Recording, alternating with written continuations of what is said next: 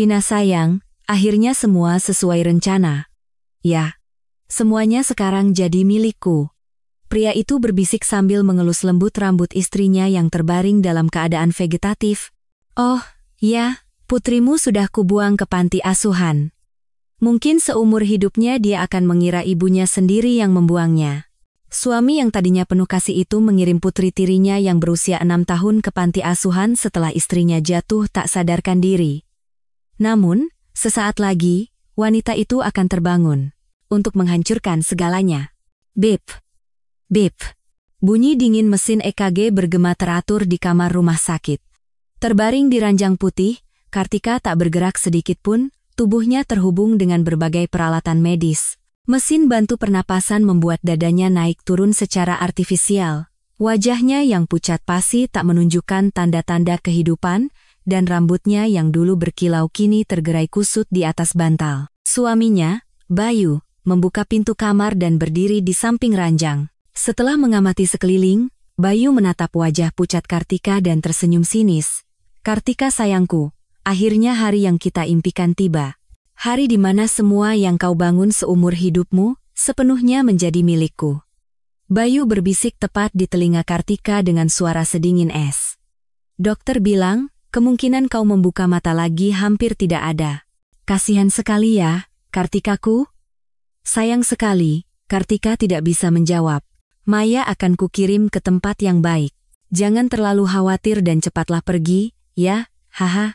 Setelah keluar dari kamar, Bayu menuju tangga darurat di ujung koridor. Memastikan tidak ada siapa-siapa, ia mengeluarkan ponselnya. Para dokter saja sudah angkat tangan, jadi aku bisa tenang. Sekarang tinggal bereskan urusan anak itu dan sisa harta, semua selesai. Bayu menutup telepon dengan ekspresi puas dan meninggalkan rumah sakit. Malam berikutnya, di ruang ganti di rumah Kartika yang kini sepi, lampu-lampu mewah menyala terang. Di antara puluhan gaun bermerek, Bayu duduk berhadapan dengan seorang wanita muda sambil memegang gelas anggur. Sayang, sekarang benar-benar dunia milik kita? Rumah sebesar istana ini, baju-baju yang bikin silau itu, semuanya jadi milikku? Wanita simpanannya, Vina, bergelayut manja di lengan Bayu. Bayu berdiri, membuka kotak perhiasan, dan mengeluarkan kalung berlian yang berkilauan. Ini kalung kesayangan Kartika. Katanya peninggalan almarhumah ibunya, dijaga sekali. Mulai hari ini milikmu. Bayu melingkarkan kalung itu ke leher Vina dari belakang. Ya ampun, silau sekali sampai tidak bisa kulihat dengan jelas. Ini berapa karat, sih? Vina berputar-putar di depan cermin, terhanyut dalam euforia. Tapi, sayang, anak kecil itu mau diapakan? Si Maya itu, loh? Vina bertanya sambil memandangi kalung di cermin. Bayu menenggak anggurnya dan menjawab dengan dingin. Ibunya saja sudah tidak ada, kenapa tidak bisa dibuang? Dia bukan anakku, memangnya kau kira aku mau memeliharanya? Persiapan untuk mengirimnya ke panti asuhan sudah selesai. Wah, kamu orang yang menyeramkan juga ya. Tapi buatku, terima kasih banyak. Saat itu, ponsel Bayu berdering. Ya Pak. Soal gedung di Kuningan. Akan saya lepas 30% di bawah harga pasar, tolong segera carikan pembeli. Saya sedang butuh uang tunai. Sambil berbicara di telepon, Bayu membuka daftar aset milik Kartika. Saham dan obligasi juga akan saya cairkan semua minggu depan. Baik. Mohon bantuannya. Setahun yang lalu, di sebuah taman kota yang hangat di musim semi. Tawa anak-anak terdengar di padang rumput tempat bunga flamboyan berguguran. Om, lebih tinggi lagi. Sampai ke langit, Om, Maya, putri Kartika, tertawa riang di atas bahu Bayu. Maya, kasihan Om Bayu capek. Cepat turun. Tidak apa-apa, Bu Kartika. Saya juga senang bersama Maya. Bayu tidak menghiraukan larangan Kartika dan terus berlari menggendong Maya di taman. Putri kecil Om, seru kan naik kuda-kudaan? Om punya hadiah istimewa, mau? Bayu menurunkan Maya, mendudukkannya di bangku, dan mengeluarkan sebuah kotak musik yang cantik dari sakunya. Saat kotak musik dengan pita merah muda itu dibuka, melodi yang indah mengalun. Wah, ini yang paling cantik di dunia. Om Bayu terbaik. Maya menerima kotak musik itu dengan kedua tangannya dan tersenyum cerah. Maya, nanti kalau suatu saat ibu tidak ada atau kamu merasa sedih sendirian, buka kotak musik ini ya. Anggap saja Om selalu ada di sisimu. Mengerti? Bayu mengelus kepala Maya dengan lembut. Kartika yang duduk di bangku memperhatikan mereka, senyum bahagia merekah di wajahnya. Ia mulai membuka hatinya sedikit demi sedikit melihat ketulusan Bayu pada putrinya. Ibu, lihat ini.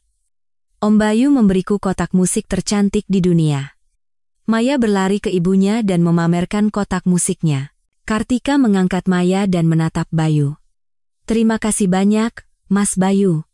Sudah lama sekali saya tidak melihat Maya sebahagia ini. Suara Kartika tulus penuh rasa terima kasih. Beberapa bulan kemudian, di suatu malam yang hujan, hanya lampu temaram yang menyala di ruang tamu rumah Kartika. Bayu perlahan membuka pintu kamar Maya dan mengintip, tidurnya pula sekali, seperti malaikat. Putri kecilku. Bayu menutup pintu dengan pelan dan mendekati Kartika yang duduk di sofa. Setelah ragu sejenak, Bayu memegang tangan Kartika dan berlutut. Kartika. Bayu mengeluarkan kotak cincin kecil dari sakunya dengan tangan gemetar. Aku mencintai Maya seperti putri kandungku sendiri, bahkan lebih dari nyawaku. Aku ingin menjadi ayah kandungnya, dan aku ingin menghabiskan sisa hidupku bersamamu. Bayu menatap mata Kartika dengan sungguh-sungguh. Tangan Kartika bergetar, ia mundur. Mas Bayu, ini terlalu tiba-tiba. Aku belum siap. Aku tahu betapa besar lukamu di masa lalu. Aku tahu ayah Maya meninggalkan kalian begitu saja. Aku berbeda darinya. Aku ingin melindungi kalian berdua seumur hidupku. Bayu menggenggam tangan Kartika yang gemetar semakin erat. Kita bertiga akan menjadi keluarga yang sesungguhnya. Aku akan menjadi pagar yang kokoh untukmu dan Maya. Masa lalu terlintas di benak Kartika. Hari ketika ayah kandung Maya meninggalkannya, aku muak hidup denganmu. Kita cerai saja. Kamu punya banyak uang, jadi kamu yang urus Maya.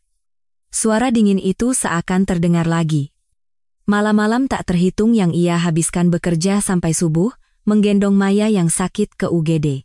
Namun, kemudian teringat semua yang Bayu tunjukkan selama beberapa bulan terakhir, Bayu yang semalaman mengompres dahi Maya saat demam tinggi karena infeksi usus.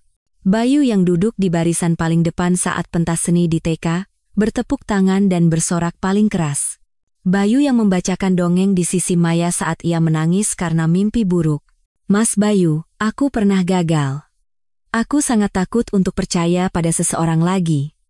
Aku takut memberikan luka kehilangan ayah sekali lagi pada Maya, Kartika mengaku dengan suara bergetar. Rasa takut itu, biar aku yang menanggung semuanya, aku tidak akan pernah menyakiti Maya dan dirimu lagi. Aku bersumpah dengan nyawaku. Saat Bayu menatap lurus ke mata Kartika dan bersumpah, pintu kamar Maya sedikit terbuka. Ibu. Maya yang masih mengantuk keluar sambil mengucek matanya. Om sekarang akan tinggal bersama kita terus? Bayu melirik Kartika, lalu mengangkat Maya. Kartika menatap wajah putrinya yang penuh harap, menarik napas dalam-dalam, dan perlahan mengangguk. Iya, sayang. Mulai sekarang, Om Bayu akan menjadi keluarga kita. Benarkah? Wah, sekarang aku boleh panggil ayah? Bayu memeluk Kartika dan Maya sekaligus. 3 bulan kemudian, di sebuah restoran mewah, Kartika sedang makan malam dengan rekan-rekan bisnisnya dan Bayu duduk di sampingnya. Perkenalkan, ini suami saya yang sudah saya ceritakan, Bayu. Saat Kartika memperkenalkan Bayu, para rekan bisnisnya menjabat tangannya. Oh, jadi ini suami Ibu Kartika. Kami sudah banyak mendengar tentang Anda. Mohon kerjasamanya ke depan. Seorang rekan bisnis memberikan kartu namanya. Bayu membalas dengan sopan dan memimpin percakapan dengan luwes. Istri saya selalu bilang banyak berutang budi pada bapak-bapak sekalian. Kedepannya, saya juga akan membantu istri saya dengan segenap tenaga. Beberapa hari kemudian, di ruang kerja rumah Kartika, ia menyerahkan setumpuk dokumen penting pada Bayu. Ini semua dokumen yang diperlukan untuk mengelola asetku. mulai dari dokumen bank sampai surat perjanjian properti. Tolong kamu bantu urus ya. Kartika menatap Bayu dengan tatapan penuh percaya. Bayu menerima dokumen itu dengan ekspresi terharu.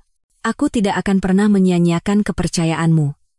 Demi keluarga kita, aku akan mempertaruhkan segalanya. Kembali ke masa kini, di depan sebuah panti asuhan. Bayu menggandeng tangan kecil Maya masuk ke dalam gedung asing itu. Ayah, ini di mana? Aku takut. Ibu di mana? Maya terus bertanya dengan suara cemas. Bayu berlutut, menyejajarkan matanya dengan Maya. Ia memegang kedua tangan Maya dan berkata dengan air mata palsu, "Putri ayah ada urusan penting sebentar. Kalau kamu jadi anak baik di sini dan dengarkan kata ibu guru, ayah akan segera menjemputmu, ya?" Tidak mau. Aku mau ikut ayah. Bawa aku ke ibu. Aku kangen ibu. Maya menangis sambil menggenggam erat tangan Bayu. Kepala panti mendekat untuk menenangkan dan mengambil alih Maya. Anak cantik, namamu Maya ya? Ayo ikut ibu, nanti ibu tunjukkan mainan seru dan kasih camilan enak.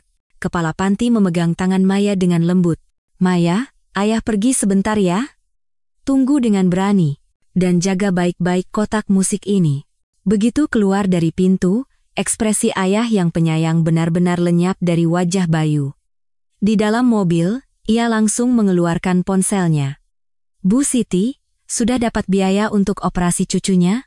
Oh, masih belum ya? Bayu berkata dengan suara sedingin es.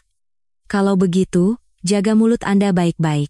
Sekali saja salah bicara, cucu Anda tidak akan pernah bisa dioperasi seumur hidupnya, mengerti? Dari seberang telepon, terdengar suara gemetar Bu Siti. Tapi, Non Kartika sudah saya rawat sejak bayi, bagaimana mungkin? Mau lihat cucu Anda mati?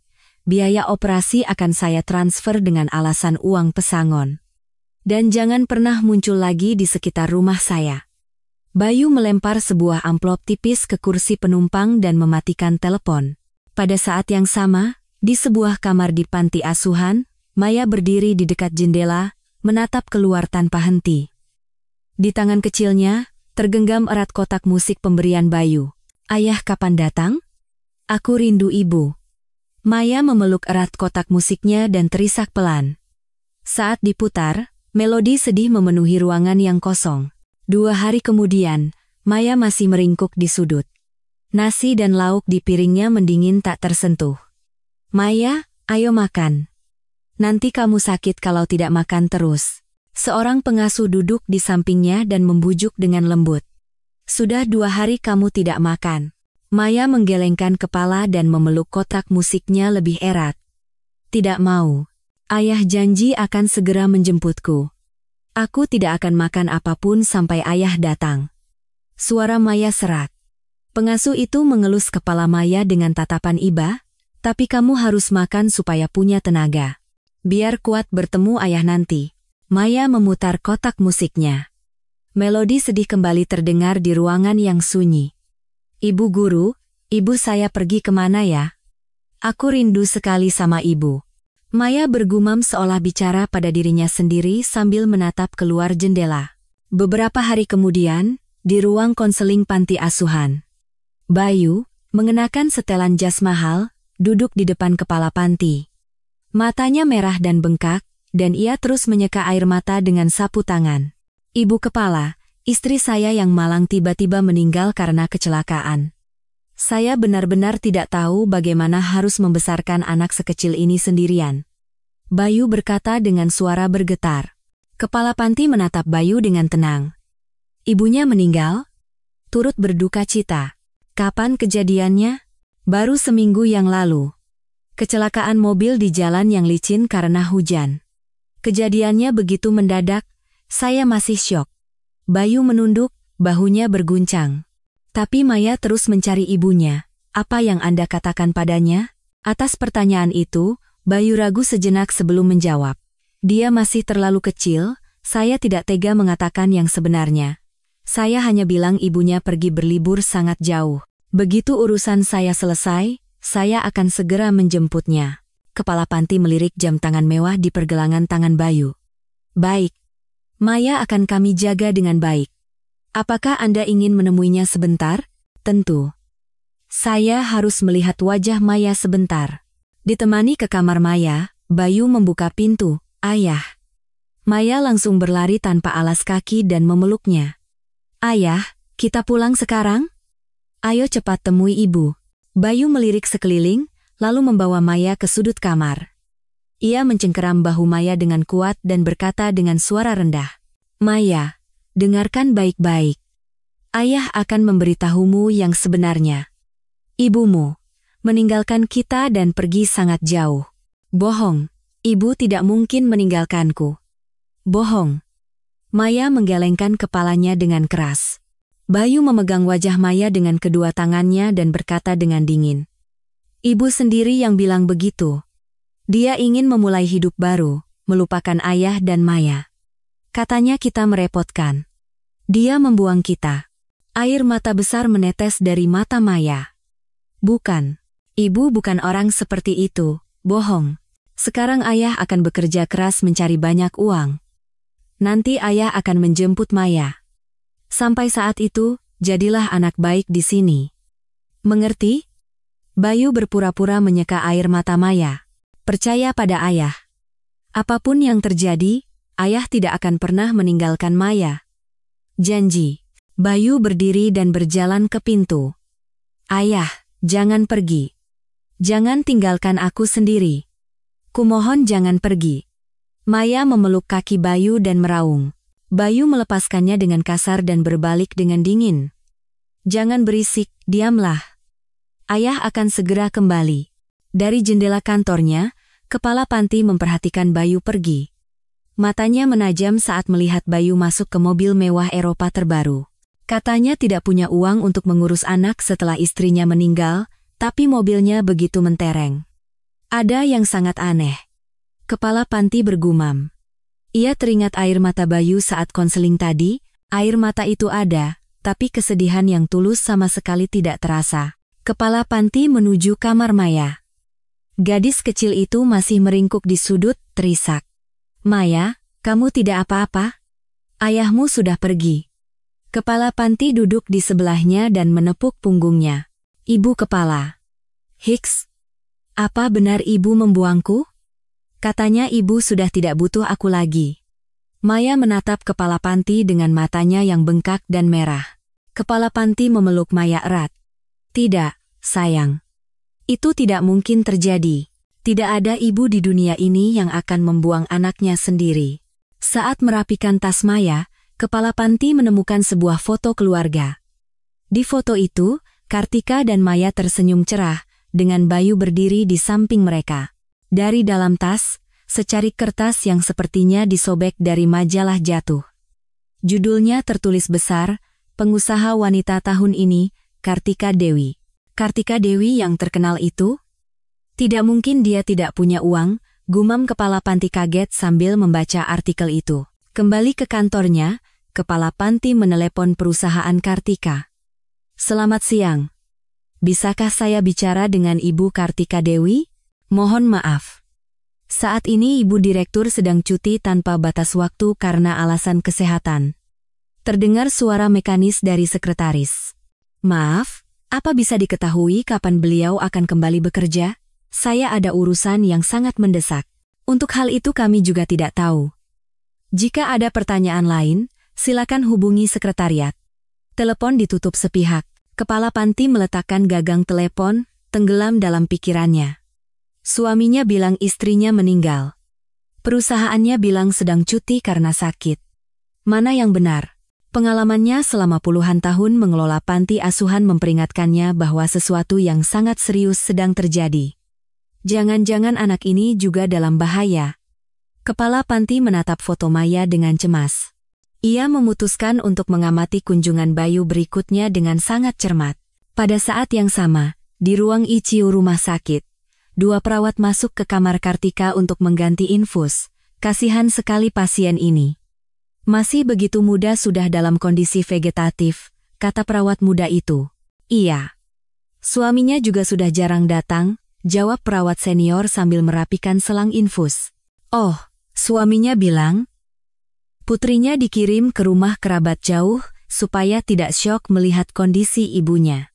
Rumah kerabat apanya? Aku dengar sendiri dia menelepon, katanya dikirim ke panti asuhan. Perawat senior itu mengerutkan kening. Panti asuhan? Ya ampun, berarti dia membuang anaknya sendiri. Suara perawat muda itu meninggi karena kaget. Tepat pada saat itu, grafik pada monitor EKG bergetar halus.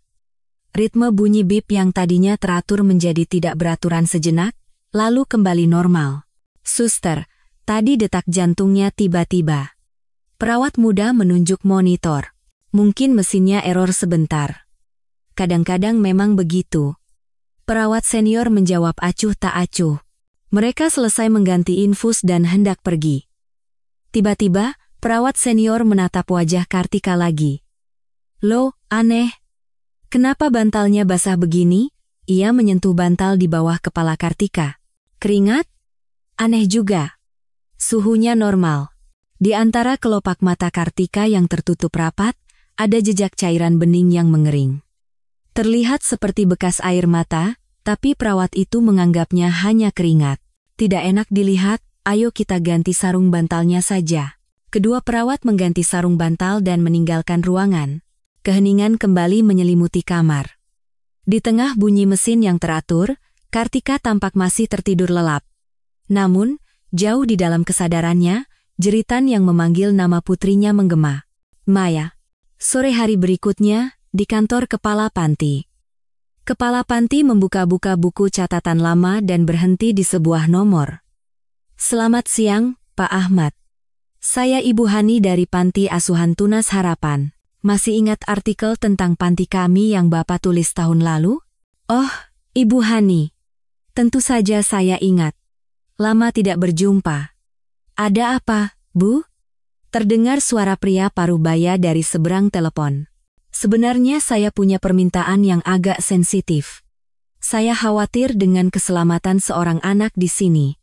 Tingkah laku ayahnya sangat mencurigakan. Ibu Hani menjelaskan nama Bayu dan situasi umumnya. Suami Kartika Dewi, Bayu, baik. Akan saya coba cari tahu. Beri saya waktu beberapa hari. Terima kasih banyak.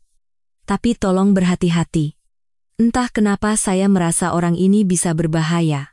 Beberapa hari kemudian, ponsel Ibu Hani berdering. Ibu Hani, saya sudah mencari tahu tentang Bayu, dan ada beberapa hal yang tidak beres. Suara Pak Ahmad terdengar tegang.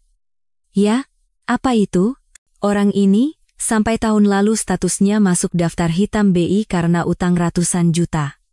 Setelah menikah dengan Ibu Kartika, semua utangnya lunas dibayar tunai sekaligus, Pak Ahmad melanjutkan.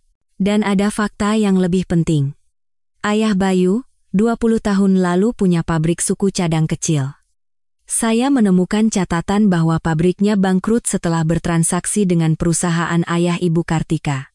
Kalau begitu, jangan-jangan dia sengaja mendekat karena dendam? Ibu Hani terkejut hingga tak bisa berkata-kata. Bu, ini sepertinya bukan masalah keluarga biasa. Ini bisa jadi kejahatan terencana. Tapi jangan bertindak gegabah, nanti anaknya bisa dalam bahaya. Tolong berhati-hati. Baik, terima kasih banyak, Pak Ahmad, saya akan ingat itu. Ibu Hani menutup telepon dan menghela napas panjang. Pada saat yang sama, di ruang konsultasi rumah sakit, Bayu duduk berhadapan dengan dokter. Dengan sangat menyesal saya harus katakan, saat ini kemungkinan istri Anda untuk sadar kembali hampir tidak ada, jelas dokter sambil melihat rekam medis. Begitu ya, Dok. Lalu, berapa lama lagi istri saya akan seperti ini?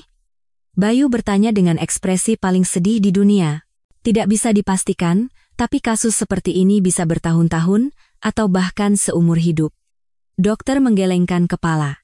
Begitu keluar dari rumah sakit dan tiba di parkiran, senyum keji merekah di bibir Bayu, sempurna. Sekarang aku bisa tenang membereskan semuanya. Bayu bergumam sambil masuk ke mobil. 1 jam kemudian, Bayu masuk ke sebuah kantor di basement gedung kumuh. Sudah datang? Berkas yang saya minta sudah dibawa? Seorang pria parubaya berkacamata menyambutnya. Bayu mengeluarkan beberapa dokumen bertanda tangan Kartika dari tasnya. Ini bukan hanya tanda tangan, tapi gaya tulisannya juga harus dibuat sama persis. Jangan khawatir. Ahli terbaik pun tidak akan bisa membedakannya. Pria itu berkata dengan percaya diri. Keesokan harinya, Bayu membawa surat kuasa palsu ke sebuah perusahaan sekuritas. Saya ingin mencairkan semua saham dan obligasi atas nama istri saya, Kartika Dewi. Bayu menyerahkan dokumen kepada petugas. Baik, sebentar saya periksa. Wah, jumlahnya sangat besar. Apa benar mau dicairkan semua? Ya, saya butuh uang tunai untuk urusan bisnis. Tolong proses secepatnya, desak Bayu. Beberapa hari kemudian, Bayu duduk di kantor agen properti. Gedung di Kuningan itu, saya lepas 40% di bawah harga pasar. Pokoknya cari pembeli yang bisa transaksi dalam seminggu. Keesokan harinya, di sebuah kamar suite hotel mewah, Bayu sedang mencari resor di luar negeri lewat laptopnya. Sayang, resor di Maladewa ini bagaimana? Kita bisa punya pantai pribadi sepanjang tahun. Vina bersandar di bahunya. Bagus. Pesan yang ini. Kita berangkat minggu depan. Bayu menekan tombol pesan. Tapi, sayang, apa ini aman? Nanti kalau perempuan itu bangun bagaimana? Jangan-jangan aku ikut kena masalah, tanya Vina cemas. Tenang saja. Kartika akan membusuk di ranjang rumah sakit itu seumur hidupnya, dan anak menyebalkan itu sudah kubereskan. Tak seorang pun di dunia ini akan menemukan kita, kamu tinggal nikmati saja. Malam itu, Bayu berdiri di ruang tamu rumah Kartika. Ia mencopot satu persatu foto keluarga yang tergantung di dinding dan membantingnya ke lantai. Akhirnya, sandiwara munafik ini berakhir hari ini. Bayu mengangkat figura foto Kartika dan Maya. Gara-gara ayahmu, keluarga kami hancur berantakan. Sekarang, aku hanya menagih utangnya. Bayu membanting figura itu ke lantai, kacanya pecah berkeping-keping, fotonya robek. Selamat tinggal, Kartika. Tidurlah selamanya di neraka itu. Bayu menginjak-injak figura yang hancur itu dengan sepatunya sambil tertawa sinis. Pada saat yang sama, di kamar rumah sakit Kartika, hanya keheningan yang ada. Di tengah bunyi mesin yang teratur, jari Kartika bergetar sangat halus. Maya. Bibir Kartika bergerak samar. Perlahan, sangat perlahan, kelopak matanya mulai bergetar. Seperti mengangkat batu besar. Ia dengan susah payah membuka matanya. Pandangannya kabur, langit-langit putih terlihat. Di mana ini? Kartika mencoba bersuara, tapi hanya suara serak yang keluar. Seluruh tubuhnya terasa berat seperti batu, lengan dan kakinya tak bertenaga. Terdengar langkah kaki di koridor. Suara perawat yang sedang patroli malam. Dengar tidak? Suami pasien kamar 201 itu. Istrinya terbaring begitu, tapi dia malah menjual semua hartanya. Lebih parah lagi, anak perempuannya yang masih kecil dibuang ke panti asuhan, benar-benar bukan manusia. Kartika berusaha keras mendengarkan, tapi suara perawat semakin menjauh. Maya. Mayaku di panti asuhan. Bayu. Bagaimana bisa? Pikirannya kacau, tapi satu hal yang jelas, putrinya yang seperti nyawanya sendiri dalam bahaya. Terdengar suara pintu terbuka. Kartika secara naluriah kembali memejamkan mata, berpura-pura masih tak sadarkan diri. Perawat malam masuk, memeriksa mesin, lalu keluar. Sadarlah, Kartika. Aku harus mengumpulkan kekuatan. Aku harus menyelamatkan putriku, Maya. Kartika bertekad dalam hati. Diam-diam, ia mulai menggerakkan jari tangan dan kakinya, berusaha mengembalikan kekuatannya. Sore berikutnya, Bayu masuk ke kamar. Kartika cepat-cepat memejamkan mata. Bayu menutup pintu dan menarik tirai jendela. Kartika, apa kau mendengarku? Kuharap begitu. Bayu mendekatkan bibirnya ke telinga Kartika dan berbisik seperti ular. Tapi tidak masalah. Kau sadar atau terbaring seperti mayat, kau tidak bisa melakukan apa-apa, akan kuberitahu sesuatu yang spesial. Sejak awal aku tidak pernah mencintaimu. Aku hanya mengincar hartamu. Suara Bayu penuh cemooh. Ayahmu menghancurkan keluargaku. Sekarang kau yang membayarnya. Ah, putri kita yang berharga. Maya, si malang itu sudah kulempar ke panti asuhan. Katanya dia menangis setiap malam, percaya ibunya telah membuangnya, pasti menyedihkan sekali, kan? Bayu tertawa terbahak-bahak. Amarah di dalam diri Kartika mendidih seperti lahar, tapi ia menahannya dan tidak menunjukkan reaksi apapun. Aku harus bertahan. Belum saatnya. Beberapa hari lagi semua urusan harta selesai. Lalu aku akan meninggalkan negara ini selamanya. Bayu memegang tangan Kartika, lalu melepaskannya dengan jijik seolah menyentuh serangga. Membusuklah kau di ranjang ini selamanya. Kau tidak akan pernah bangun lagi. Setelah Bayu pergi, air mata panas mengalir dari mata Kartika. Bayu, aku tidak akan pernah memaafkanmu. Aku pasti akan hidup, menemukan putriku Maya, dan menghancurkanmu dengan tanganku sendiri. Api dendam berkobar di hati Kartika. Malam yang gelap menyelimuti kamar rumah sakit. Kartika perlahan membuka mata dan mengamati sekeliling. Waktu di mana para perawat sudah pulang. 1, 2, 1, 2. Kartika menghitung dengan suara pelan sambil menggerakkan jarinya. Awalnya, menggerakkan satu jari kelingking saja terasa seperti seluruh tubuhnya akan hancur. Tapi dengan latihan diam-diam setiap malam, tubuhnya mulai menurut. Malam ketiga, Kartika berhasil mengangkat tubuh bagian atasnya dengan berpegangan pada pagar tempat tidur. Aku bisa. Demi Maya, aku pasti bisa. Kartika mengertakkan gigi dan memberi kekuatan pada kakinya yang terasa lumpuh. Malam ketujuh, Kartika akhirnya turun dari tempat tidur dan menjejakkan kedua kakinya di lantai. Meskipun hanya beberapa langkah sambil berpegangan pada dinding, itu adalah langkah pertama harapan di tengah keputusasaan. Aku harus keluar dari sini. Putriku, Maya, sedang menungguku. Kartika mulai menyusun rencana pelarian. Pukul 5 subuh, waktu para petugas kebersihan datang. Seorang petugas mendorong troli masuk ke kamar. Saat petugas itu masuk ke kamar mandi, Kartika dengan cepat bersembunyi di bawah troli, meringkuk di antara handuk kotor dan kantong sampah berbau busuk. Jantungnya berdebar kencang, tapi ia menggigit bibir menahannya. Petugas kebersihan keluar dan mendorong troli ke koridor. Kartika bergerak perlahan di bawah troli, mencari pintu darurat. Akhirnya, saat tiba di depan tangga darurat, Kartika keluar dari troli. Ya ampun. Ibu kenapa di sini? Petugas itu hendak berteriak kaget, tapi Kartika memohon dengan kedua tangannya. Ibu, tolong saya. Saya harus mencari putri saya. Tolong pura-pura tidak melihat saya sekali ini saja. Saya tidak akan melupakan kebaikan ibu seumur hidup saya. Melihat tatapan putus asa Kartika, petugas itu diam-diam memalingkan wajahnya. Kartika terhuyung-huyung keluar dari rumah sakit. Udara subuh terasa dingin menusuk, tapi itu adalah udara kebebasan.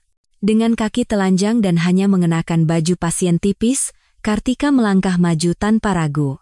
Beberapa jam kemudian, Kartika berdiri di depan sebuah rumah susun sederhana di pinggiran kota. Tubuhnya penuh lumpur dan kakinya yang terluka mengeluarkan darah, tapi ia menekan bel.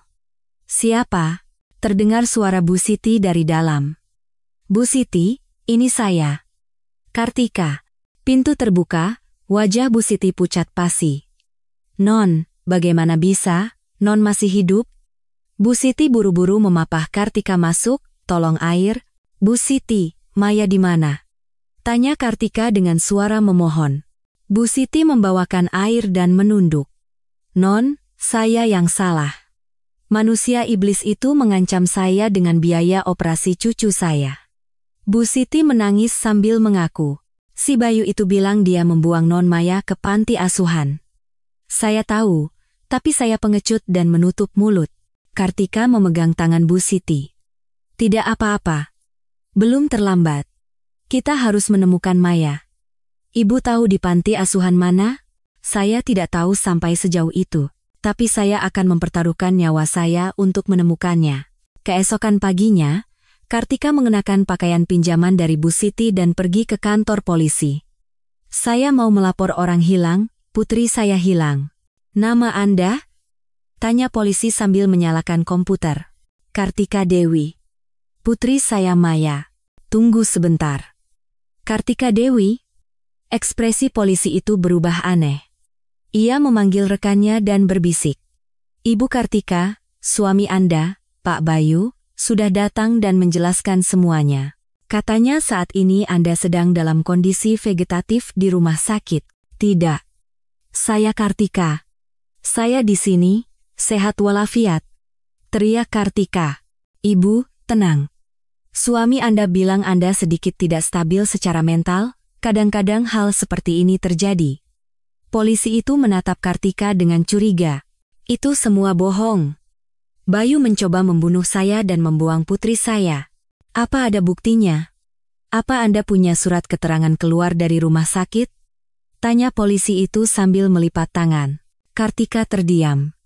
Kami hanya bisa percaya pada dokumen resmi yang diserahkan suami Anda, sebaiknya ibu pulang.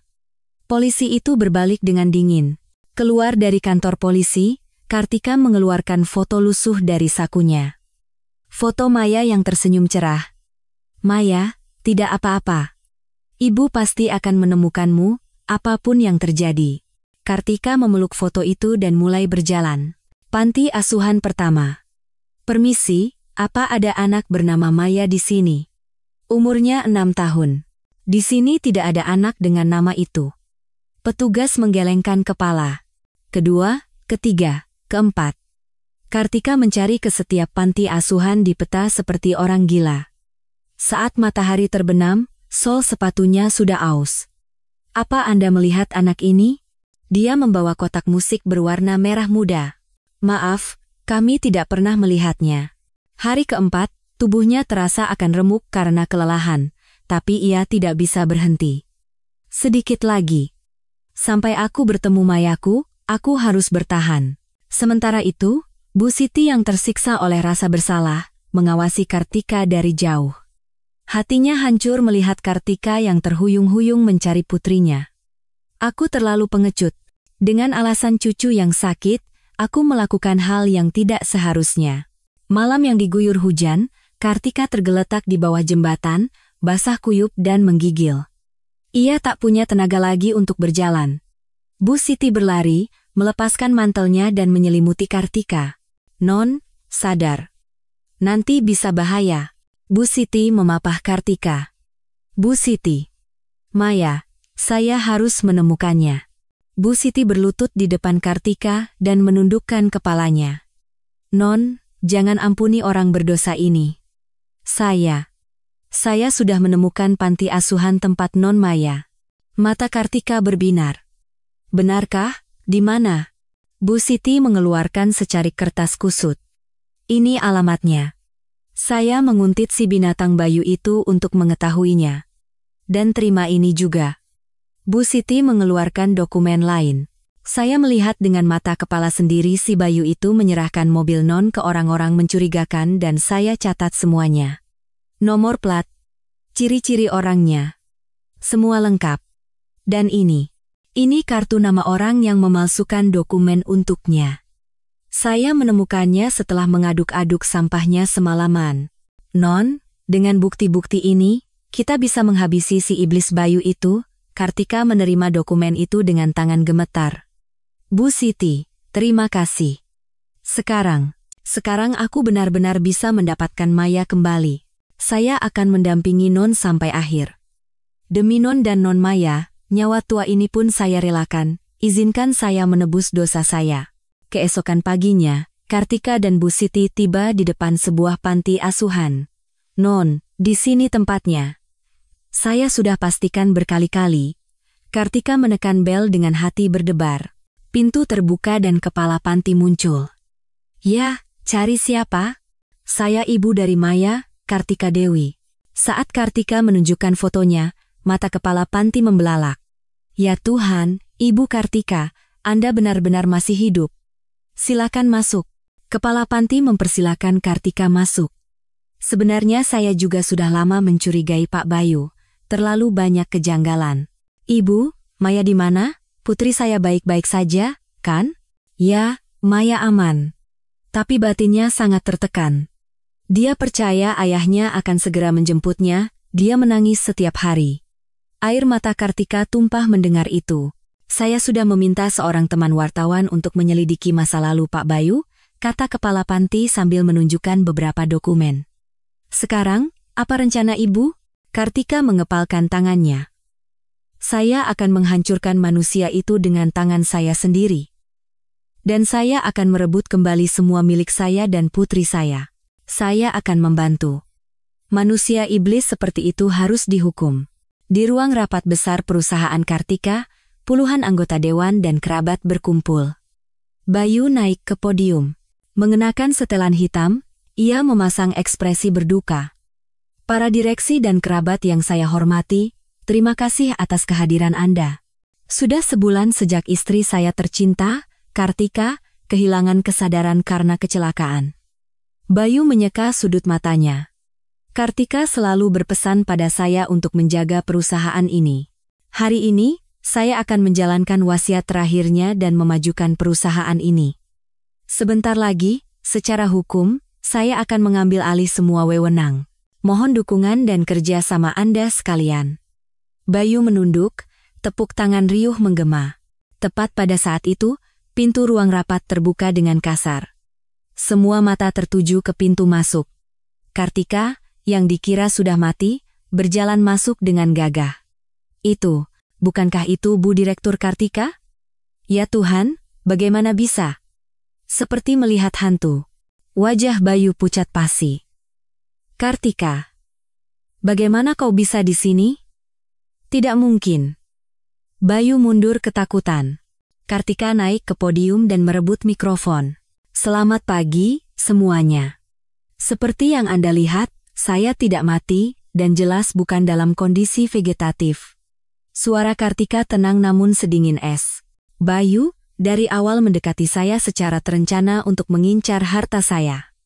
Dia menyimpan dendam karena ayahnya bangkrut akibat masalah bisnis dengan perusahaan almarhum ayah saya.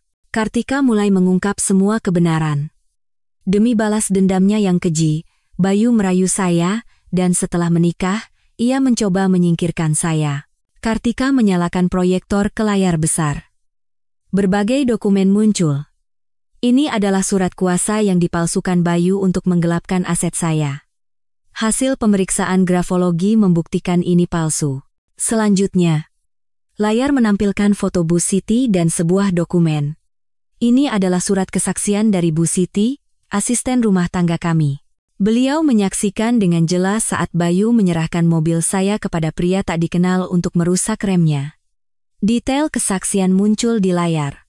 Dan ini adalah kartu nama pemalsu dokumen yang disewa Bayu. Bu Siti menemukannya di tumpukan sampah yang dibuang Bayu. Bukti tak terbantahkan satu persatu terungkap, membuat suasana semakin tegang. Tapi yang paling tidak bisa dimaafkan adalah dia membuang putri saya yang berusia 6 tahun ke panti asuhan. Suara Kartika penuh amarah. Bahkan dia tega berbohong pada anak itu, bahwa ibunya telah membuangnya. Tiba-tiba Bayu berteriak seperti orang gila. Bohong. Perempuan ini gila. Itu semua rekayasa. Bayu hendak menerjang Kartika. Saat itu, polisi masuk dari pintu belakang. Bayu, Anda kami tangkap atas tuduhan percobaan pembunuhan, penipuan, dan penggelapan. Seorang detektif memborgol Bayu. Lepaskan aku, apa salahku? Bukti sudah lebih dari cukup. Ikut kami ke kantor polisi. Polisi menyeret Bayu keluar. Sambil diseret, Bayu berteriak pada Kartika. Kartika, ini belum berakhir. Aku akan keluar dan membalasmu. Tapi suaranya semakin menjauh. 1 jam kemudian, Kartika duduk di ruang konseling panti asuhan. Tangannya di atas lutut terus bergetar. Kepala panti berkata dengan hati-hati, Maya mengalami luka batin yang sangat dalam. Orang yang paling ia percaya terus-menerus mengatakan bahwa ibunya membuangnya. Anak itu sangat bingung. Saya tahu. Saya akan mendekatinya perlahan dan hati-hati. Saya tidak akan terburu-buru, jawab Kartika sambil menarik napas gemetar. Kalaupun Maya menolak saya, tidak apa-apa. Saya hanya ingin dia tahu ketulusan saya. Kepala panti membuka pintu dan memanggil Maya. Maya, bisa kesini sebentar? Ada yang ingin bertemu denganmu. Sesaat kemudian, Maya masuk sambil memegang kotak musiknya. Saat melihat ibunya, matanya membelalak. Kotak musik itu hampir jatuh, tapi ia menggenggamnya kembali dengan erat. Ibu. Maya mundur dengan ekspresi tidak percaya. Ayah bilang, ibu membuang kita. Katanya ada yang lebih penting dan lebih baik dari kita. Ibu sudah tidak sayang kita lagi. Maya memeluk erat kotak musiknya, waspada. Kenapa baru datang sekarang? Aku menunggu begitu lama, kenapa baru muncul sekarang? Kartika perlahan berlutut di depan Maya. Ia menyejajarkan matanya dan berkata dengan lembut. Maya, lihat wajah ibu, lihat mata ibu baik-baik. Tidak mau. Ibu sudah membuangku. Maya memalingkan wajahnya. Ibu sakit parah, sayang. Ibu tidak bisa datang menemuimu. Ibu terbaring terus di rumah sakit. Paman jahat itu yang membuat ibu sakit. Bohong. Ayah bilang ibu benci kita. Katanya ibu lebih suka uang daripada kita. Air mata besar menetes dari mata Maya. Kartika menunjukkan bekas suntikan dan luka operasi yang samar di lengannya. Lihat ini, sayang. Apa ini terlihat seperti kebohongan? Lihat bekas luka ini. Ibu sakit sekali. Ibu hampir tidak bisa bangun lagi. Kartika menahan air matanya.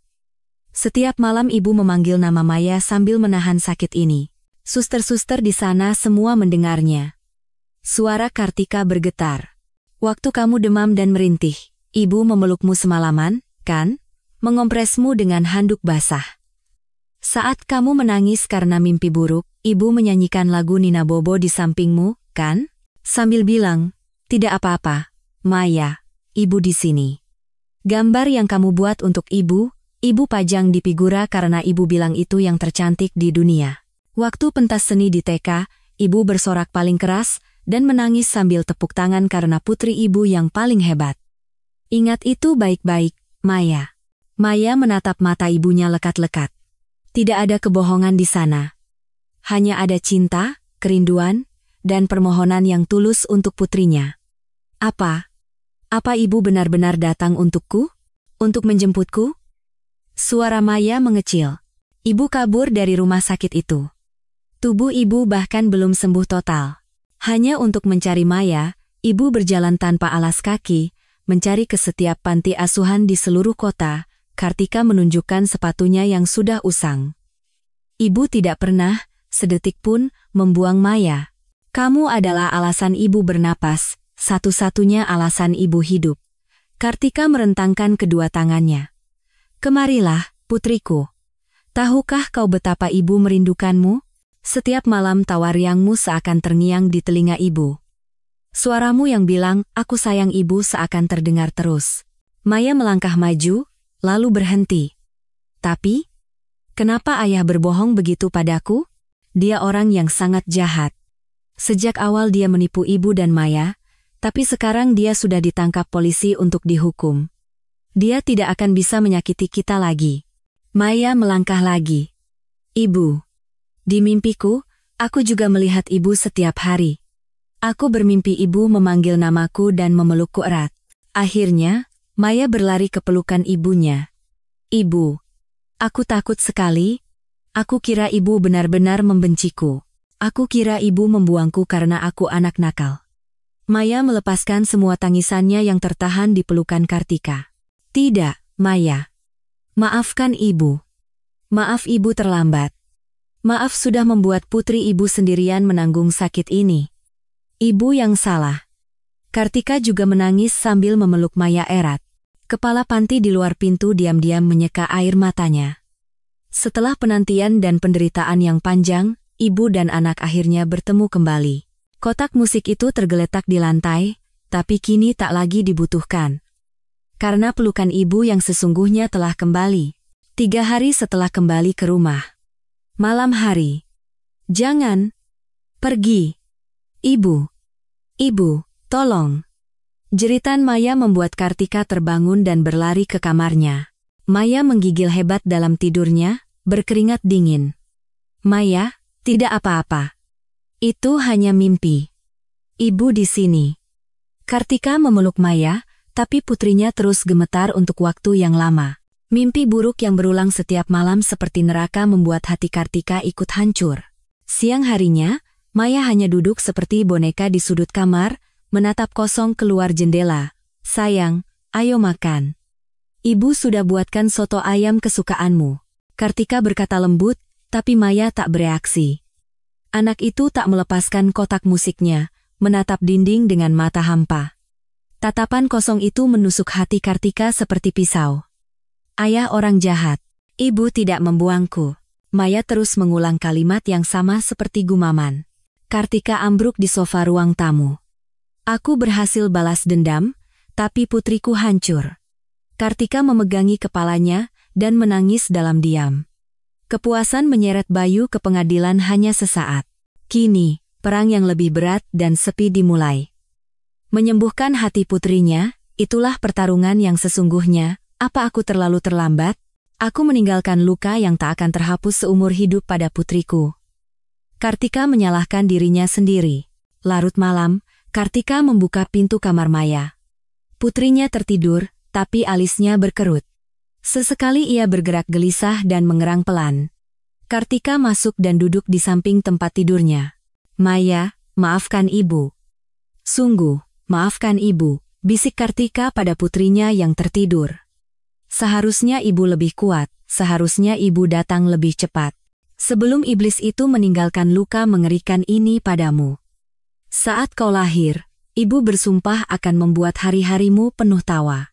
Tapi ibu yang bodoh ini malah menancapkan paku paling besar di hatimu. Kartika memegang tangan kecil Maya. Tangan dingin itu membuat hatinya semakin sakit. Balas dendam itu sia-sia. Menjaga hati anakku 100.000 kali lebih berharga daripada menghukum orang itu. Ibu terlalu bodoh. Tapi mulai sekarang, ibu akan menebusnya. Luka yang diterima Maya, biar ibu yang menanggungnya semua. Sampai kau bisa tertawa cerah lagi seperti dulu. Sampai kau bisa tidur nyenyak tanpa mimpi buruk lagi. Ibu tidak akan meninggalkan sisimu sedetik pun. Kartika mencium kening Maya. Ibu akan melindungimu. Tak seorang pun di dunia ini yang bisa menyakitimu lagi. Ibu janji. Beberapa hari kemudian, Kartika mengundang psikolog anak terbaik di negeri ini ke rumahnya. Selamat pagi, Dokter Kirana. Tolong bantu putri saya. Setelah mengamati Maya selama 1 jam, Dokter Kirana duduk bersama Kartika. Ibu Kartika, saat ini Maya sedang berperang dengan batinnya. Guncangan karena merasa dibuang oleh orang yang paling ia percaya telah menggoyahkan jiwanya. Apa bisa disembuhkan? Apa dia bisa tertawa lagi seperti dulu? Tanya Kartika dengan suara gemetar. Tentu bisa. Tapi akan butuh waktu yang sangat lama. Mungkin berbulan-bulan, atau bahkan bertahun-tahun. Tapi dengan cinta ibu, anak itu pasti bisa pulih, dan terapi di rumah saja ada batasnya. Dia perlu terapi yang sistematis dan konsisten di pusat terapi yang memiliki fasilitas profesional. Baik, dok. Apapun akan saya lakukan. Apapun demi Maya. Malam itu, Kartika menangis dalam diam menatap wajah putrinya yang tertidur. Maafkan ibu, sayang. Maaf ibu sangat terlambat, betapa takut dan beratnya bebanmu sendirian.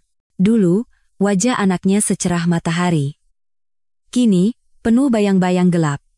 Kartika merasa berhasil merebut kembali tubuh putrinya, tapi kehilangan jiwanya. Mulai keesokan harinya, Kartika membawa Maya ke pusat terapi psikologi. Maya, di sini kita akan bermain dan bercerita dengan ibu guru yang baik. Kartika berusaha ceria, tapi Maya tetap tanpa ekspresi. Selama terapi, Maya tidak bicara sepatah kata pun. Diajak bermain boneka atau menggambar, ia tidak bereaksi. Ibu, ini butuh waktu. Jangan terlalu cemas, hibur terapis, tapi hati. Kartika semakin hancur. Sementara itu, di pengadilan, sidang pra-peradilan Bayu sedang berlangsung. Yang Mulia Hakim, tuduhan utama jaksa, yaitu percobaan pembunuhan, hanya didasarkan pada klaim sepihak korban dan kesaksian ambigu dari asisten rumah tangganya. Tidak ada bukti langsung. Pengacara Bayu berargumen. Menahan klien saya dengan tuduhan yang tidak pasti ini adalah pelanggaran HAM. Mohon agar diizinkan menjalani pemeriksaan sebagai tahanan luar. Logika pengacara itu membuat hakim mengangguk.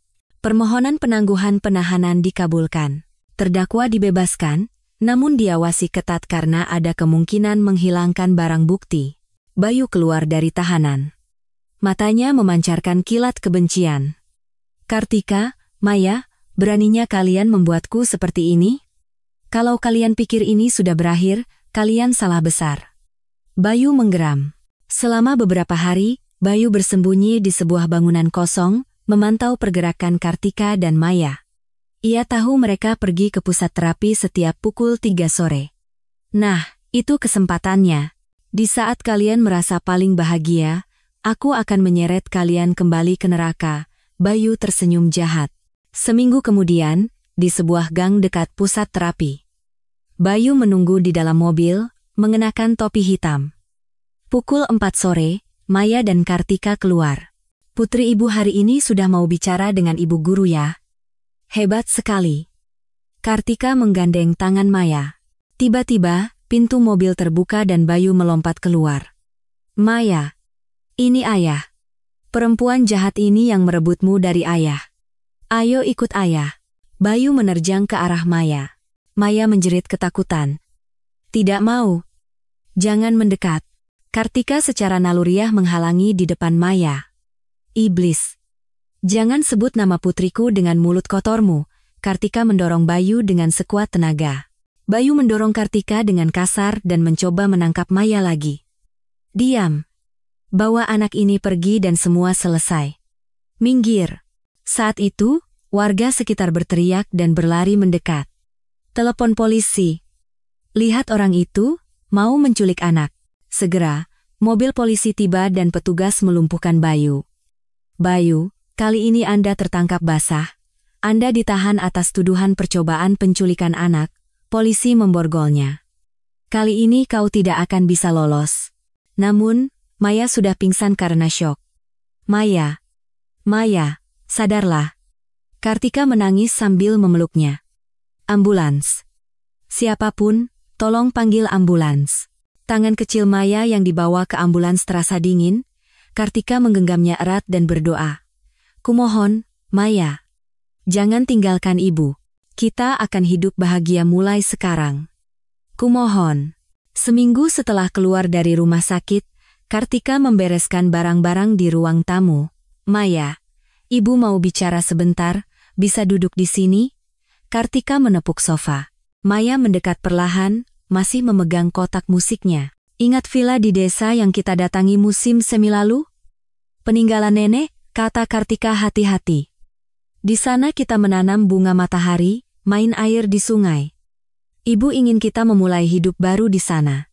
Maya mengangkat kepalanya sedikit. Rumah ini terlalu banyak mengingatkan pada paman itu, katanya dengan suara pelan. Benar. Ibu juga merasa begitu. Makanya, di tempat baru milik kita berdua, kita kubur semua kenangan pahit dan perlahan sembuhkan hati kita. 2 jam perjalanan, villa di puncak itu bermandikan cahaya matahari yang hangat. Di balik pagar batu tua, rumput hijau terhampar seperti permadani, sebuah pohon beringin besar menaungi salah satu sudut taman. Maya, lihat, bunga matahari yang kita tanam tahun lalu sudah bertunas, kata Kartika dengan suara ceria. Maya perlahan turun dari mobil dan memandang taman. Suara daun yang ditiup angin dan kicau burung terasa damai. Ibu, ayunan itu masih ada. Maya menunjuk ayunan tua yang tergantung di pohon. Untuk pertama kalinya, ada sedikit kehidupan dalam suaranya. Keesokan siangnya, di taman yang cerah. Kartika memegang sekop kecil. Maya, ibu akan menggali lubang kecil di sini. Untuk membuat tempat khusus mengubur semua kenangan kita yang sakit dan sedih, Kartika mulai menggali. Setiap sekop tanah yang diangkat, terasa seperti ia juga menggali sesuatu dari dalam hatinya. Maya duduk di teras, memperhatikan ibunya dari jauh, kotak musik masih di tangannya. Setelah beberapa saat, Maya akhirnya berdiri dan berjalan perlahan ke arah ibunya. Ibu, apa ini juga boleh dikubur di sini? Tanya Maya dengan suara bergetar. Tentu. Tapi itu harus keputusanmu sendiri, sayang. Lakukan saat hatimu sudah siap. Tidak perlu dipaksa. Maya memeluk erat kotak musiknya, berdiri terdiam cukup lama. Kotak musik ini. Paman itu memberikannya sambil bilang dia mencintaiku, akan melindungiku selamanya. Maya mulai berbicara sambil memainkannya. Menggendongku di taman, membelikan es krim. Waktu itu paman itu bilang padaku. Suaranya bergetar. Maya adalah harta karun ayah. Harta karun paling berharga di dunia. Dia selalu bilang begitu, memayungiku saat hujan, meniup lututku yang luka saat jatuh. Saat pentas seni, dia duduk paling depan, hanya melihatku dan bertepuk tangan. Air mata bening mengalir di pipi Maya. Saat ulang tahunku, dia membelikan kue terbesar di dunia, membantu meniup lilinnya. Menyelimutiku saat tidur.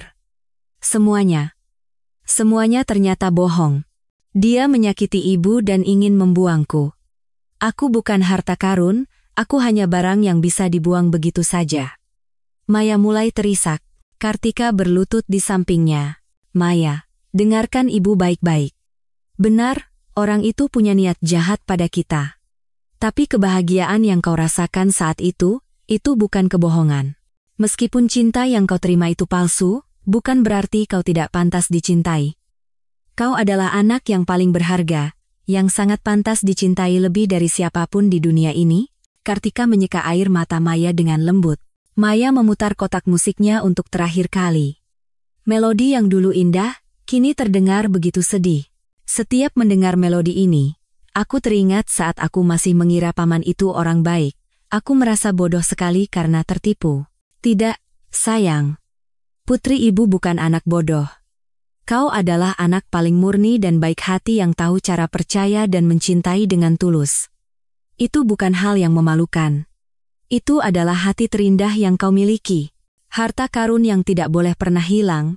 Kartika memeluk Maya. Saat melodi berakhir, Maya menarik napas dalam-dalam. Lalu ia meletakkan kotak musik itu dengan hati-hati ke dalam lubang. Selamat tinggal, paman pembohong. Selamat tinggal, cinta palsu. Maya berbisik. Mulai sekarang, aku hanya akan menerima cinta yang tulus. Aku akan hidup paling bahagia di dunia bersama ibu. Maya mengambil segenggam tanah dan menaburkannya di atas kotak musik. Kartika juga melakukan hal yang sama. Ya, ayo kita kubur bersama.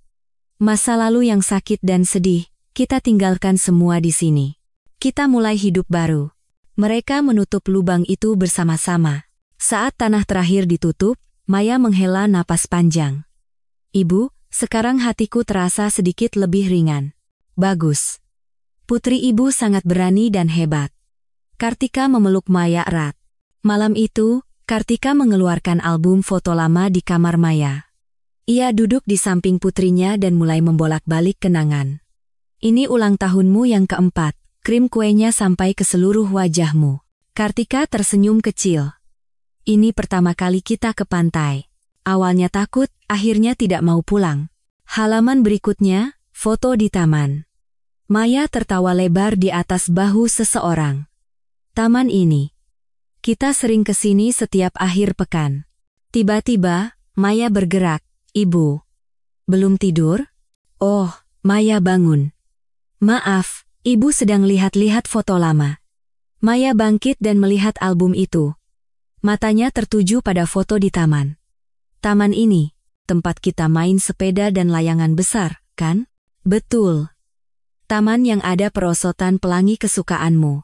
Di sana juga ada air mancur yang keluar dari lantai, kan? Kita main air di sana waktu musim panas. Maya perlahan mengingat kenangan indah. Setelah memandang foto itu lama, ia berkata, Ibu, aku ingin ke sana lagi. Mata Kartika terbelalak.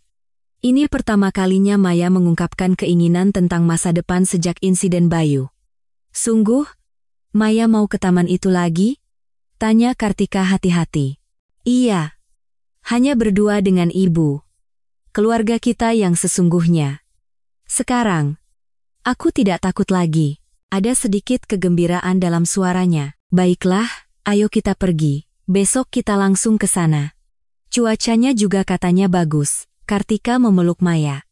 Kita akan membuat kenangan baru di sana. Kenangan bahagia milik kita berdua. Kita akan penuhi dengan lebih banyak kenangan bahagia daripada yang sedih. Ibu.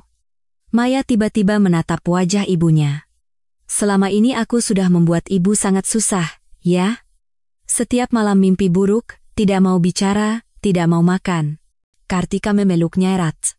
Tidak, sayang. Sama sekali tidak. Kalau kau sakit, ibu juga sakit. Kalau kau sembuh, ibu juga sembuh. Apanya yang susah? Aku tahu. Aku lihat ibu menangis sendirian di depan kamarku setiap malam. Aku dengar ibu bilang maaf padaku. Maya menatap mata ibunya. Aku juga dengar ibu menyalahkan diri sendiri, bilang seharusnya ibu lebih kuat. Maya. Mata Kartika berkaca-kaca. Ibu tidak apa-apa. Ibu tidak lemah. Ibu adalah orang terkuat di dunia. Ibu datang menyelamatkanku dari tempat mengerikan itu. Maya menggenggam tangan ibunya. Aku sayang ibu. Tiba-tiba Maya berkata, terima kasih sudah datang menyelamatkanku. Terima kasih tidak pernah menyerah padaku. Terima kasih sudah mencariku lebih dulu meskipun ibu juga sakit parah. Kartika tertegun. Anak yang kehilangan kata-kata, yang menutup perasaannya, kini berbicara seperti ini. Sekarang aku benar-benar tidak apa-apa, sungguh. Karena ibu ada di sampingku, aku tidak takut lagi. Mimpi buruk juga tidak akan datang lagi. Maya menyeka air mata ibunya dengan tangan kecilnya. Ibu jangan menangis. Kita kan sudah bahagia sekarang. Air mata Kartika tak berhenti mengalir. Maya. Putriku. Ibu juga sayang kamu. Sangat, sangat sayang. Ibu bisa hidup karena ada kamu. Ibu bisa bertahan karena ada Maya. Ibu, kita janji, ya? Maya mengulurkan jari kelingkingnya. Mulai sekarang, kalau ada hal yang menyakitkan, jangan dipendam sendiri, kita saling cerita. Sedih maupun senang, selalu bersama. Iya, janji. Kartika mengaitkan jari kelingkingnya. Dan satu lagi. Setiap hari saling bilang aku sayang kamu, tambah Maya. Oke. Itu juga janji. Mereka mengaitkan jari dan menempelkan jempol. Ibu, besok di taman, mau menggendongku di bahu seperti dulu? Tanya Maya jenaka. Tentu saja. Meskipun Maya sudah lebih berat dan punggung ibu mungkin sedikit sakit, ibu akan mengangkatmu dengan sekuat tenaga. 100 kali, 1000 kali pun. Kartika menjawab sambil tertawa. Dan harus beli es krim juga. Rasa yang sama untuk ibu dan aku. Iya, apapun yang putri ibu minta, akan ibu kabulkan. Di luar jendela villa, bintang-bintang di langit malam berkelip seperti permata. Udara malam pedesaan yang sejuk dan jernih masuk ke dalam kamar. Suara jangkrik terdengar seperti lagu pengantar tidur. Ibu, boleh tidur bersama malam ini? Tanya Maya sambil mengangkat selimut. Tentu saja. Kemarilah. Hari ini, besok, dan setiap hari kita tidur bersama. Kartika berbaring di samping Maya. Ibu dan anak itu terlelap dalam damai, merasakan kehangatan satu sama lain. Tak ada lagi mimpi buruk, hanya hari esok yang penuh harapan menanti mereka. 3 tahun kemudian, di aula sekolah dasar. Selanjutnya, penampilan solo dari kelas 3B, Ananda Maya. Mari kita beri tepuk tangan yang meriah. Maya berjalan ke tengah panggung, mengenakan kebaya anak berwarna merah muda dengan anggun. Wajahnya tidak menunjukkan kegugupan, melainkan kepercayaan diri. Di baris ketiga, Kartika duduk dengan kedua tangan di dada, menatap putrinya. Putriku Maya sudah tumbuh begitu gagah. Matanya terasa panas. Maya memegang mikrofon, mengatur napas, lalu mulai menyanyi dengan suara jernih sebening kristal. Ambilkan bulan, Bu. Ambilkan bulan, Bu. Suara merdunya menyanyikan lagu Ambilkan Bulan Bu memenuhi aula. Ratusan orang tua dan siswa menyaksikannya dalam diam. Maya sama sekali tidak gemetar. Ia justru tampak menikmati panggung, tersenyum cerah sambil bernyanyi, yang selalu bersinar di langit. Lagu selesai, tepuk tangan riuh membahana. Maya membungkuk sopan dan turun dari panggung. Kartika menyeka sudut matanya dan mengacungkan jempol pada putrinya yang tersenyum lebar. Ibu lihat? Aku tidak gemetar sama sekali, hebat kan? Bu guru memujiku, kata Maya bangga saat menghampiri ibunya. Tentu saja ibu lihat, Maya yang paling hebat di dunia. Kapan putri ibu jadi seberani dan segagah ini? Kartika mengangkat Maya dan memeluknya erat. Rumah besar dan mewah 3 tahun lalu sudah lama dijual. Kini mereka tinggal di sebuah apartemen sederhana yang cerah, namun tak pernah sepi dari tawa. Ibu, menu makan malam hari ini apa? Aku lapar sekali. Untuk merayakan kesuksesan penampilan Maya, ibu akan masak opor ayam spesial. Benarkah? Asyik. Kalau begitu aku yang masak nasinya. Di rumah, mereka berdua mengenakan celemek dan menyiapkan makan malam bersama. Sementara Maya mencuci beras, Kartika memotong sayuran. Ibu, besok akhir pekan, kita jalan-jalan kemana? Gimana kalau kita ke Taman Mini? Kita bisa naik sepeda di sana. Setuju, kita bawa bekal juga, ya. Nasi kuning kesukaanku dan roti lapis kesukaan ibu. Sambil makan malam, mereka bercerita tentang hari ini. Bu guru mendengar nyanyianku dan merekomendasikanku ke guru musik. Wah, hebat sekali. Apa Maya mau jadi penyanyi kalau sudah besar? Bukan, aku mau jadi guru. Guru yang mengajar anak-anak. Guru seperti apa? Guru yang hangat, yang bisa memeluk hati anak-anak yang terluka, anak-anak yang sakit, seperti aku dulu. Jawaban Maya membuat Kartika terdiam sejenak, hatinya terasa hangat. Sabtu sore, Kartika dan Maya sedang dalam perjalanan untuk menjadi sukarelawan di panti asuhan. Ini adalah kegiatan rutin bulanan mereka. Ibu, hari ini kita baca buku apa untuk adik-adik ya? Main drama boneka juga seru, kan? Saat itu, mobil mereka melewati sebuah kawasan industri kumuh di pinggir kota. Kartika sedikit melambatkan laju mobilnya dan tanpa sengaja melirik sebuah gedung pabrik tua. Itu adalah tempat yang tanpa sengaja diberitahukan Bu Siti. Bayu bekerja sebagai buruh harian di sana. Sepertinya sedang jam makan siang, para pekerja berseragam keluar dari pabrik. Salah satu dari mereka, yang sedang mengangkat lempengan besi berat, terhuyung dan hampir jatuh di depan teman-temannya. Wajahnya hitam karena oli, bahunya bungkuk karena kerja keras. Itu Bayu. Ibu, kenapa berhenti? Tanya Maya penasaran. Bukan, di depan lampu merah, jawab Kartika santai dan kembali menginjak gas. Dari kaca spion, Bayu terlihat seperti dikucilkan oleh teman-temannya.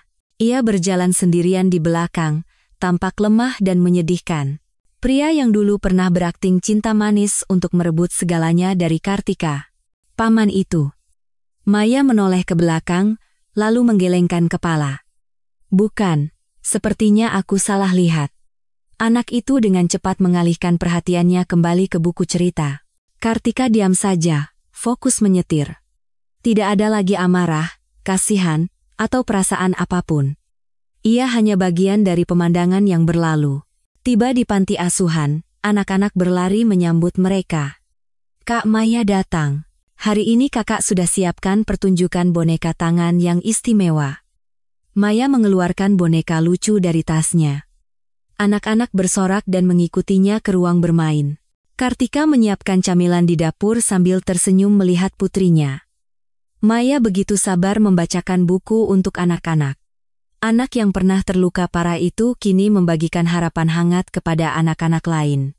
Bu Kartika, Maya benar-benar sudah ceria sekali ya, kata kepala panti. Iya, Bu. Dia sudah kembali seperti dulu lagi. Dia jadi kakak yang sangat baik untuk anak-anak di sini. Mungkin karena dia pernah mengalami hal berat, dia jadi lebih bisa memahami perasaan mereka. Dalam perjalanan pulang, Maya berkata, Ibu, hari ini aku bahagia sekali. Oh ya? Apa yang membuatmu begitu senang? Aku senang saat adik-adik percaya dan bergantung padaku. Rasanya ajaib dan senang bisa menjadi kekuatan bagi seseorang. Putri ibu hatinya juga tumbuh begitu cantik. Ibu sangat bangga padamu. Tiba di rumah, mereka melepas sepatu di depan pintu dan saling tersenyum. Aku sayang ibu. Ibu juga, paling sayang di dunia, putriku.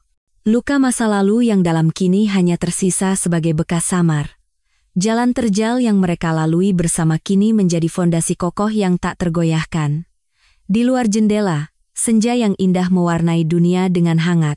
Hari bahagia mereka akan berlanjut esok hari. Cerita Kartika dan Maya berakhir di sini, tetapi kehidupan baru mereka baru saja dimulai. Terkadang, luka terbesar dalam hidup menciptakan orang terkuat. Kartika mengalami pengkhianatan dan penderitaan, tetapi ia mengatasi segalanya dengan cinta untuk putrinya. Maya mengalami kehancuran kepercayaan di usia muda, tetapi melalui cinta sejati ibunya, ia belajar untuk percaya pada dunia lagi. Penyelesaian balas dendam yang sesungguhnya bukanlah menghancurkan lawan, tetapi melupakan mereka dan menemukan kebahagiaan diri sendiri. Seperti Kartika yang melewati Bayu tanpa peduli, kita juga harus fokus pada kebahagiaan saat ini daripada terikat pada luka masa lalu. Semoga cerita ini menjadi penghiburan kecil bagi siapapun yang mengalami penderitaan serupa. Arti sejati keluarga bukanlah pertalian darah, melainkan cinta dan kepercayaan yang tak tergoyahkan satu sama lain. Dan harapan bahwa sedalam apapun lukanya, ia bisa disembuhkan oleh waktu dan cinta. Semakin gelap malam, semakin terang fajar menyingsing. Seperti Kartika dan Maya, semoga kita semua bisa melewati kegelapan masing-masing dan bertemu dengan cahaya yang hangat. Jika ada yang mendengarkan cerita ini sampai akhir, tolong tinggalkan komentar "Saya sudah mendengarkan" dengan baik.